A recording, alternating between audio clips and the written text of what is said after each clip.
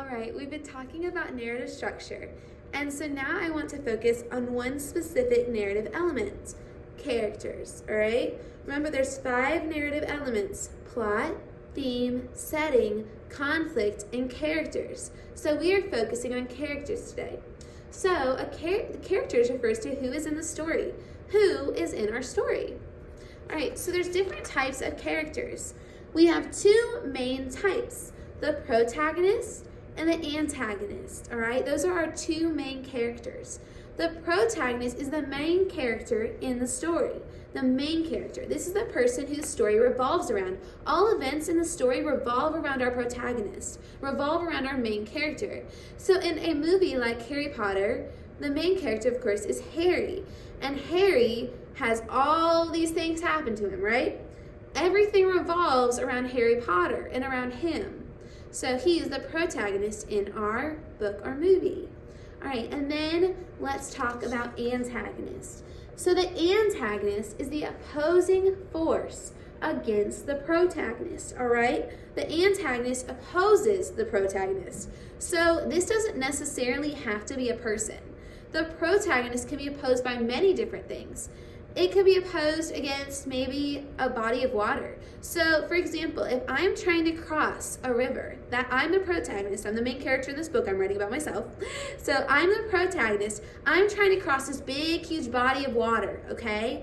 The water could be acting as my antagonist against me, right? So the water is antagonizing me is a way of saying it, okay? So water versus main character. All right, so that would be the antagonist in this story.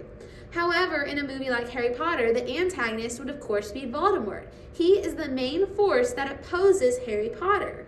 So the antagonist in Harry Potter would be, of course, Voldemort. So who's opposing? That's how you know the antagonist. A flat character. So a flat character is a character who's one-dimensional. We really don't know a lot about them. There's only a few details available about these flat characters. We really don't know much. Next, we have a round character.